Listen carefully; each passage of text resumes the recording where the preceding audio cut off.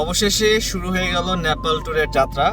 এই মুহূর্তে আছি ফার্মগেট থেকে এয়ারপোর্টের উদ্দেশ্যে রওনা হয়েছি এবং আমার সাথে আমার এই ভ্রমণের সঙ্গী এবং আমার কলিগ সজীব ভাই, সাথে রনি ভাই, এবং আমরা যাচ্ছি নেপাল, থাকবো কাঠমান্ডু এবং পোখারাতে। আমাদের এবারে ট্যুর 6 দিন থাকবো।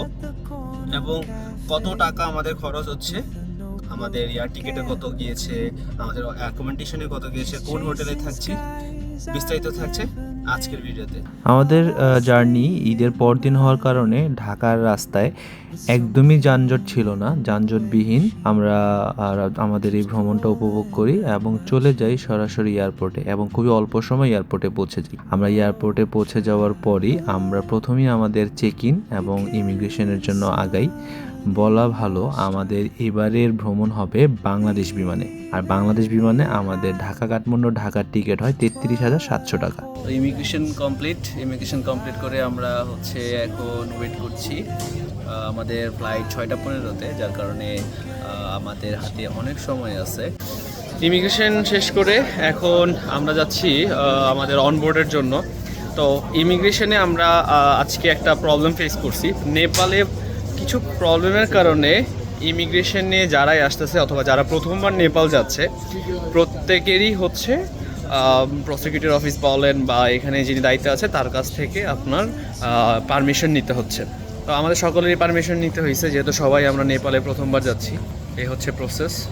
আপনাদের যারা প্রথমবার ট্রাভেল করছেন যে কোনো দেশে, প্রথমবার ট্রাভেল করতে হলে আপনাদের একটু হ্যাসেল পোহাইতে হবে, সেটা বাংলাদেশ এয়ারপোর্টে আসলে ইমিগ্রেশন করার সময় অনেক ধরনের হ্যাসেলই হয়। তো এটা নিয়ে ঘাবড়ানোর কিছু নেই। আপনার যদি প্রপার ডকুমেন্টস থাকে, সব কিছু ঠিক থাকে, তাহলে ভয় পাওয়ার কিছু নেই। কিছুটা সময় নেই, আপনাকে জিজ্ঞাসাবাদ করতে পারে আপনি কি করেন, কি করছেন, সব কিছু জিজ্ঞেস করে আপনাকে অনবোর্ড করে দেবে। এই যে সবাইকে নিয়ে আমরা যে যাইতেছি, তোর অনুভূতি কি, মানে তোর কি ফিল হচ্ছে?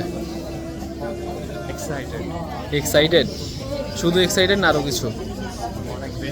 অনবোর্ড হওয়ার পরেই সবাই ঘুমিয়ে পড়ে, আর আমাদের এভাবে ঘুমাতেই জার্নিটা শেষ হয়ে যায় এবং পৌঁছে যাই ত্রিভুবন ইন্টারন্যাশনাল এয়ারপোর্ট কাঠমান্ডুতে। আর কাঠমান্ডুতে আসার পরেই পূজার সময় হওয়ার কারণে অনেক ইন্ডিয়ান ট্যুরিস্টের ভিড় থাকে। তো কাঠমান্ডুর এই এয়ারপোর্টটি অনেক ছোট হওয়ার কারণে খুব দ্রুতই আমরা ইমিগ্রেশন শেষ করে বের হয়ে চলে আসি এবং আমাদের জন্য আগে থেকেই আমাদের গাড়ি এসে পৌঁছে থাকে। তো আমাদের গাড়িতে করে থামেলে আমাদের যে হোটেল ঠিক করা হয়েছে সেই হোটেলের উদ্দেশ্যে রওনা হই। এয়ারপোর্ট থেকে আমাদের হোটেলের যে দূরত্ব মাত্র 10 থেকে 15 মিনিট। তো 10 থেকে 15 মিনিটের মধ্যেই আমরা আমাদের হোটেলে পৌঁছে যাই এবং হোটেলের যে এনভায়রনমেন্টটা, এটা লবি, খুবই সুন্দর একটা এনভায়রনমেন্ট ছিল। সো আমরা আমাদের চেক ইনের যত ফর্মালিটিস আছে তা কমপ্লিট করতে থাকি। এর মধ্যে আমাদের ওয়েলকাম ড্রিঙ্কস চলে আসে এবং ওয়েলকাম ড্রিঙ্কসটাও খুব সুস্বাদু ছিল। আমরা খুবই এনজয় করেছি ওয়েলকাম ড্রিঙ্কসটা। আমাদের হোটেলের নাম কান্তিপুর ভিলেজ। এটা একটা 4 স্টার হোটেল যা থামেলে অবস্থিত এবং খুবই সুন্দরভাবে সাজানো একটা হোটেল। আমার খুবই ভালো লেগেছে। আপনারাও চাইলে এই হোটেলটিতে আসতে পারেন।